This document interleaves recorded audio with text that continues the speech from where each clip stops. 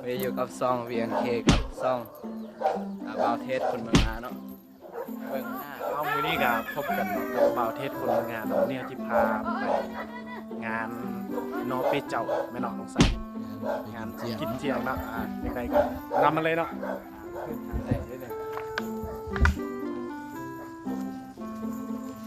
นุ่งเครื่องวงชื่อได้ขึ้นทางนี้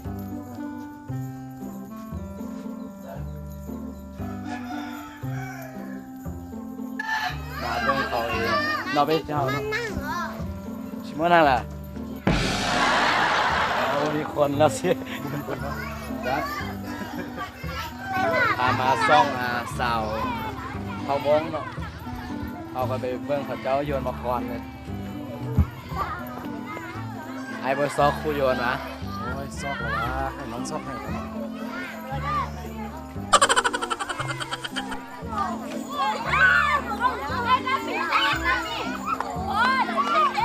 เด็กก็ร้องสาวด้วยเนี่ย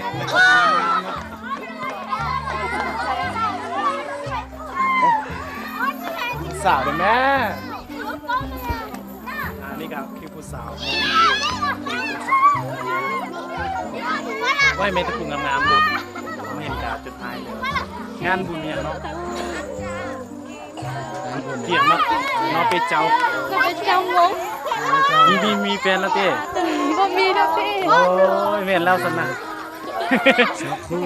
สักครู่เลยงานบุญเที่ยงเนาะ ผู้ก็หลายๆแล้วนี่เตี๋ยวมันนะจ้าจะทำงาน แล้วแม่เห็นจังได๋มั้ยเรื่องกับไอ้มึงดูโอ้ยแม่นว่าคิว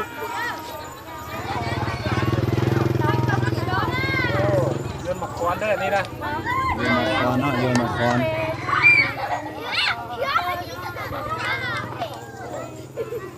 โอ้สร้างห้องเพลงอีก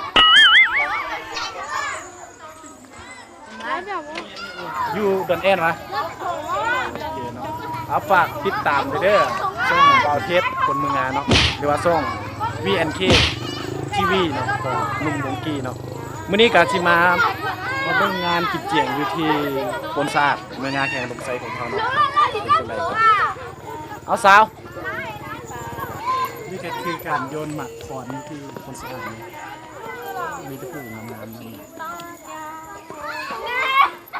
นั่น มาโยนมาคอนนี่เลย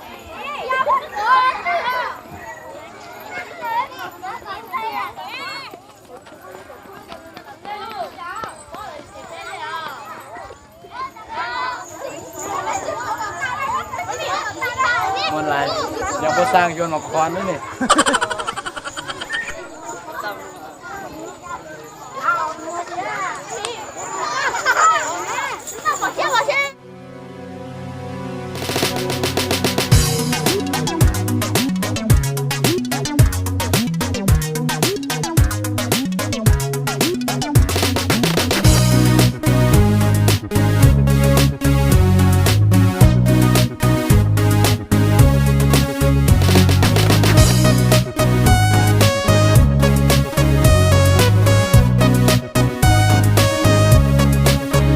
lần mùa mong có tư chỉ lúa cũ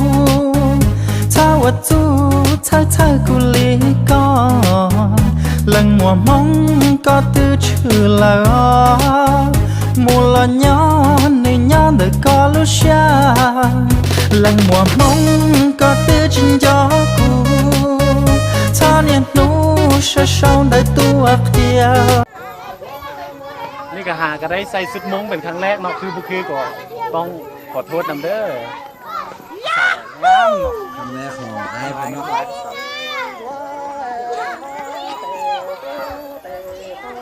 โยนมาคอนมาน้องอันนี้ นี่แหละโยน สา มาค มโม อง น ภาษาโมงเขาว่าจังไดปอปอปอเนาะภาษาโมงเขาว่าปอปอคันเป็นภาษาลาวล่ะโยนหมักคอนเนาะชื่อไว้ดีๆครับปอปอ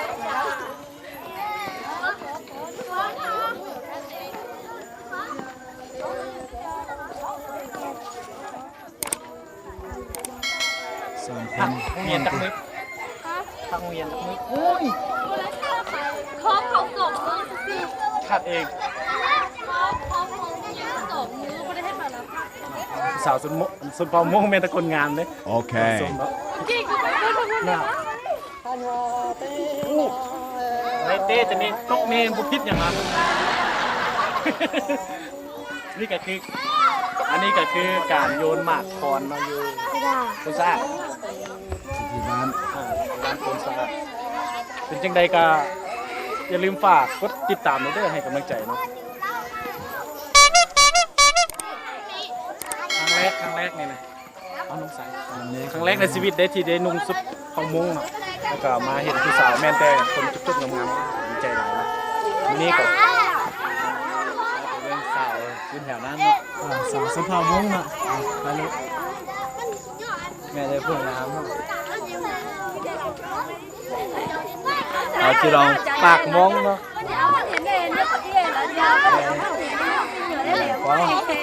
อะไรทำไม ผู้สาวมองน้องสาย จังไรกัน น้องสายเห็นว่าจักหน่อยก่อนเนาะ เอ้ยบ่ได้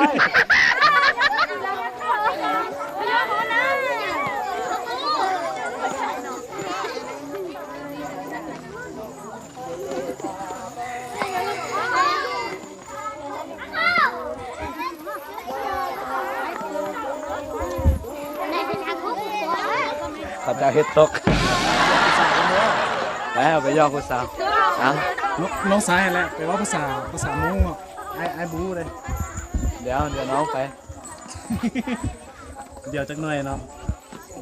ตามเวลา ไป ไป ลงผู้สาวมุ้งเป็นจังไรเนาะ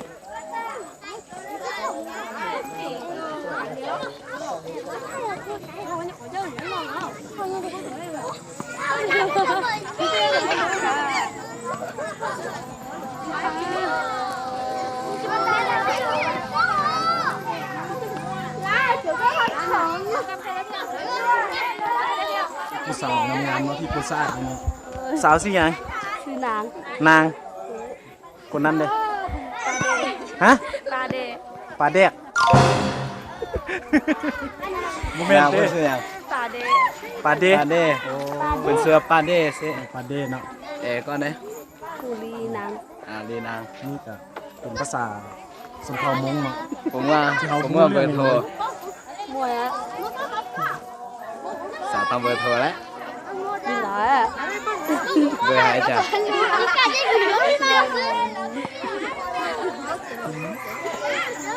เราคอยให้เขาจะเอามาให้ไม่ได้ซื้อเลยเนาะ ขอบใจเนาะขอบใจภาษา เข้าใจ ขอบใจมาจากไหนภาษามุก ว่าเจ้า อูเจ้าเนาะอูเจ้ามีแต่คนงามๆเนาะ ไม่ได้คนนะ นี่ก็คือผู้สาวมาไทยมุกนะไทยนำมาได้ภาษา ได้ เอา เอาน้องสาย เอาไป บอกไอ้ก่อนไอ้หลักเครื่องอยู่ไหนพี่ปึ๊บเอากล้องมาคือกันเนาะนี่น้องสายไทยมุกเลยมาก่อนสาวมุกมาได้นี่นะโอ้มีแต่คนงามๆเนาะลิ้นในจักมือละดูนี่2 มือโอ้โหแม่นเนาะอีอเปเปาจีเจ้าชายจัวเก่าเนาะโอ้หูได้กีตาร์นี่กับหูได้ภาษาโอ้น้องสายไทยก่อนก็ได้เอาน้องสายไทย เข้าใจ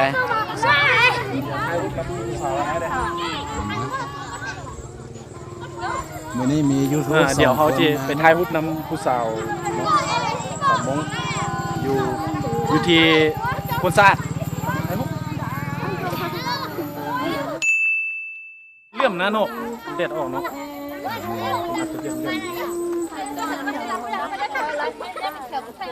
ไม่ได้สั่งมาที่นั่นเป็นอย่างนี้ได้คุณนะ โอ้เป็นผู้สาวหลายๆวันนี้ว่าไทยพุทธมันเขากัน ขอเวลาไปถ่ายรูปก่อนเนาะ เฮียนห้องไหนครับสาว โมซา ม.3 ชี้เป็นแล้วเนาะชี้เป็นผู้ใหญ่แล้วโอ้ยคนรู้ใจเลิกเนาะบ่ได้บ่หยอกซื่อๆเด้อ เป็นเฮียแล้วเนาะเฮียนอยู่ใส่อยู่นี่มาเล่นนี่ได้2-3 มื้อแล้วติ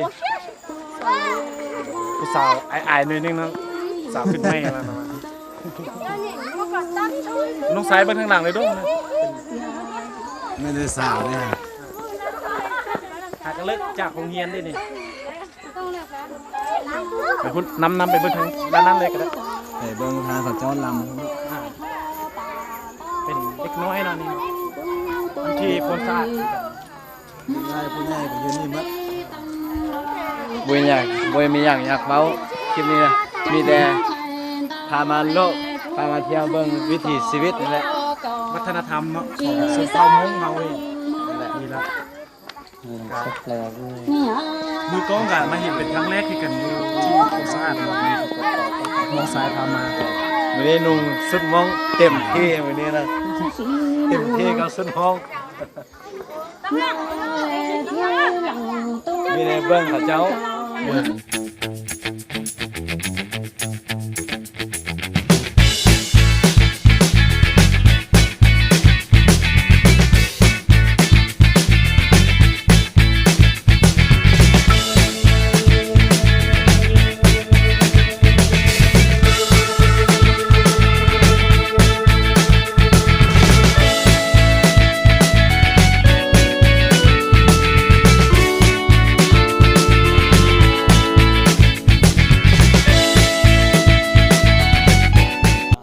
คลิปนี้ก็